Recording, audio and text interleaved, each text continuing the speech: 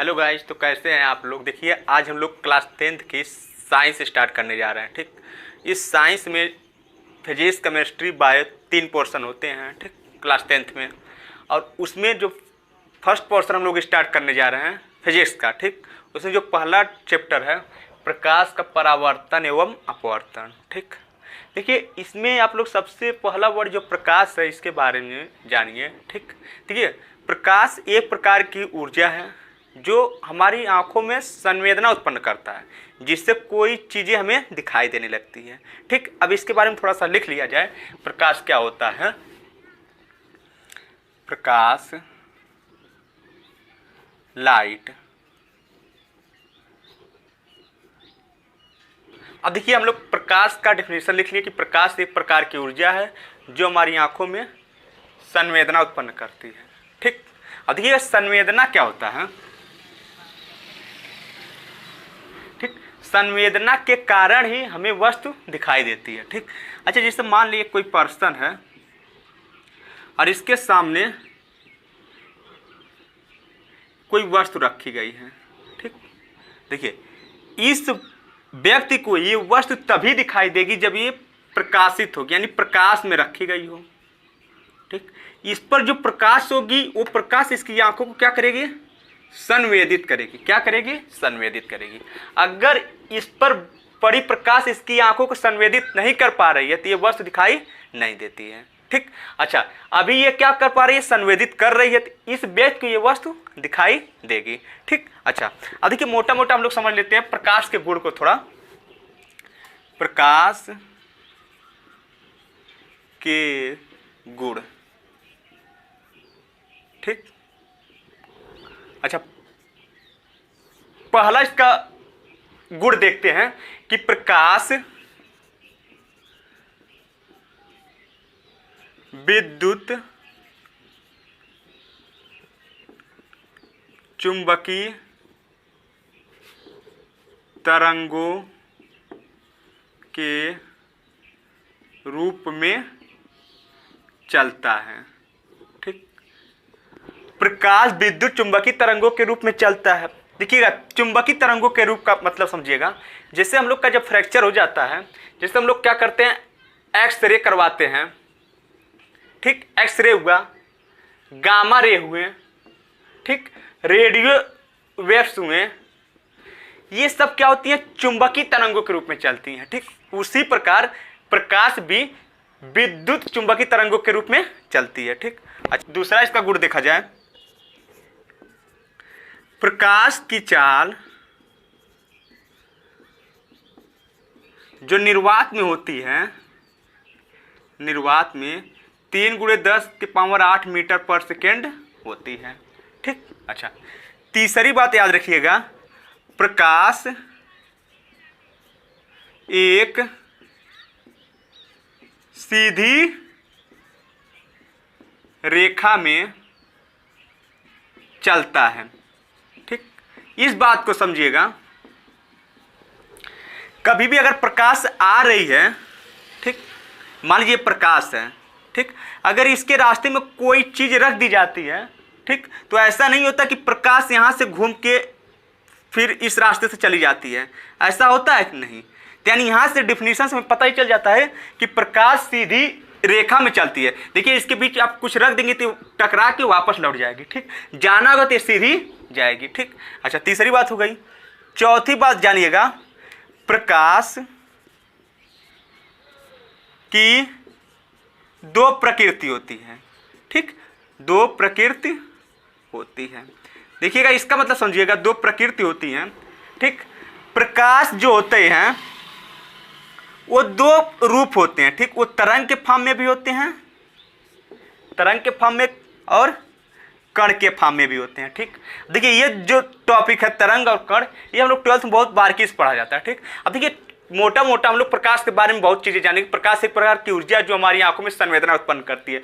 संवेदना का मतलब क्या होता है कि अगर प्रकाश आंख को संवेदित न करे तो चीज हमें दिखाई नहीं देती है। जहां प्रकाश होगा वो आंखों को संवेदित करेगा ही करेगा। ठीक, अब फिर पढ़े हम लोग प्रकाश के गुण। प्रकाश विद्युत चुंबकीय तरंगों के रूप में चलता है। अब देखिए प्रकाश विद्युत चुंबकीय तरंगों के रूप में चलता है, इसका मतलब क्या हुआ, जैसे एक्सरे हुआ, अल्फा रे हुए, रेडियो वेव्स हुए, ये सब क्या होते हैं, विद्युत चुंबकीय तरंगों के रूप में होते हैं। ठीक, उसी प्रकार प्रकाश भी विद्युत चुंबकीय तरंगों के रूप में होता है। फिर पढ़े हम लोग प्रकाश की चाल निर्वात में 3 × 10⁸ मीटर पर सेकेंड होती है। ठीक, फिर हमने बताया कि प्रकाश एक सीधी रेखा में चलता है। ठीक, इसका मतलब क्या होता है कि प्रकाश ऐसा नहीं होगा कि अगर कुछ रास्ते में कुछ चीजें रख दी जाए तो रास्ता बदल के फिर उसी रास्ते निकल जाएगा। ठीक, ऐसा नहीं होता। ठीक, फिर हमने पढ़ा प्रकाश की 2 प्रकृति होती है। कौन कौन सी, एक तरंग के फॉर्म में होती है और एक कण के फॉर्म में होती है। ठीक, इन्हें नोट करिए। ठीक, अब हेडिंग हम लोग डालते हैं प्रकाश का परावर्तन। प्रकाश का परावर्तन। ठीक, प्रकाश का परावर्तन। देखिए प्रकाश का परावर्तन क्या होता है, जब प्रकाश किसी पॉलिशदार या चिकने तल पर गिरता है तो उसका अधिकांश भाग टकराकर उसी माध्यम में वापस लौट आता है। तो लौटने की इस क्रिया को प्रकाश का क्या कहते हैं, परावर्तन कहते हैं। ठीक, उसी प्रकार जिस तरह आप बॉल को दीवार से मारिए, दीवार से टकराकर बॉल वापस आती है, तब कहते हैं बॉल का जो गेंद का क्या हुआ, परावर्तन हुआ। ठीक, उसी प्रकार जब प्रकाश किसी पॉलिशदार या चिकने तल पर गिरता है तो उसका अधिकांश भाग टकराकर उसी माध्यम में वापस लौट आता है, तो हम कहते हैं प्रकाश का परावर्तन हुआ है। ठीक, अब इस चीज को हम लिख लिया जाए। ठीक, कहते हैं। ठीक, देखिए हम लोग डिफिनेशन लिख लिए प्रकाश का परावर्तन का। प्रकाश किसी चिकने या पॉलिशदार सतह से टकराकर उसी माध्यम में लौटने की क्रिया को प्रकाश का परावर्तन कहते हैं। ठीक, अब देखिएगा थोड़ा सा इसका डायग्राम बना लिया जाए।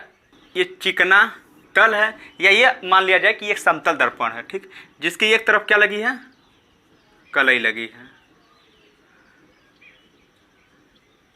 ठीक, देखिए एक प्रकाश की किरण आ रही है।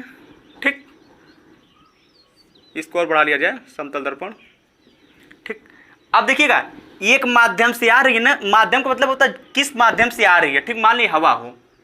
ठीक, एक माध्यम से आ रही है। ठीक, फिर उसी माध्यम में लौट जाना प्रकाश का परावर्तन कहलाता है, लौट जाना। ठीक, अच्छा अब ध्यान रखिएगा, ये जो समतल दर्पण है इसके एकदम बिल्कुल लंबवत एक रेखा ली जाए, बिल्कुल लंबवत एक रेखा हमने लिया। ठीक, अच्छा जो किरण आ रही है इसका नाम होता है आपतित किरण। आपतित किरण। जो समतल दर्पण के हमने बिल्कुल लंबवत लाइन लिया है वो क्या है, अभिलंब। अभिलंब। ठीक, और जो परावर्तित होकर किरण गई है उसका नाम है परावर्तित किरण। परावर्तित किरण। ठीक, अच्छा अब देखिएगा अभिलंब के साथ और आपतित किरण के साथ जो कोण बनता है उनका नाम दे देते हैं आई, जिन्हें आपतन कोण कहते हैं। और अभिलंब के साथ जो परावर्तित किरण जो कोण बनाती है उसका नाम दे देते हैं आर। ये क्या होता है, परावर्तन कोण। ठीक, अच्छा अभिलंब के साथ जो कोण आपतित किरण के साथ बनेगा वही कोण अभिलंब के साथ परावर्तित किरण के साथ बनेगा। यानी हम कह सकते हैं कि कोण आई बराबर कोण आर। ठीक, यानी कोण आई क्या है, आपतन कोण। आपतन कोण।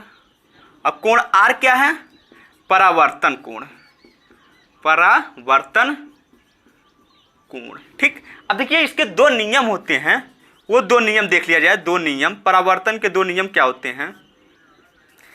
ठीक, पहला नियम कहता है कि जो आपतन कोण होता है वो परावर्तन कोण के बराबर होता है। ये याद रखिएगा हमेशा, जो आपतन कोण होता है वो सदैव परावर्तन कोण के बराबर होता है। पहला नियम हो गया परावर्तन के। दूसरा नियम क्या होता है, कहता है कि आपतित किरण आपतन बिंदु पर, आपतन बिंदु मतलब जहां ये आपतित किरण, परावर्तित किरण और अभिलंब तीनों मिले उसको बोलते हैं आपतन बिंदु। इसको क्या बोलते हैं, आपतन बिंदु। ठीक, ये कहा जाता है कि आपतित किरण आपतन बिंदु पर, अभिलंब और परावर्तित किरण तीनों एक ही तल में होते हैं। ठीक, आप लिख सकते हैं आपतित किरण आपतन बिंदु पर, आपतन बिंदु पर अभिलंब और परावर्तित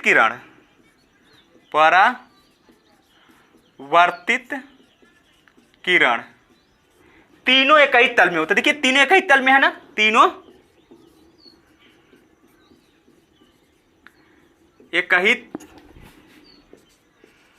तल में होते हैं, ठीक। अच्छा यहां देखिएगा, हम लोग प्रकाश के बारे में और प्रकाश का परावर्तन देख लिए, ठीक। देखिए कुछ बाहर की साउंड आवाज़ें आ रही हैं, ठीक, इसलिए आज हम वीडियो यहीं पर रोक रहे हैं, ठीक। थोड़ा समय गड़बड़ हो गया है, इस समय गाड़ियाँ उड़ियाँ चलने लगती हैं, ठीक। अगर वीडियो आपको अच्छा लगा तो वीडियो को लाइक और शेयर जरूर करिए, ठीक।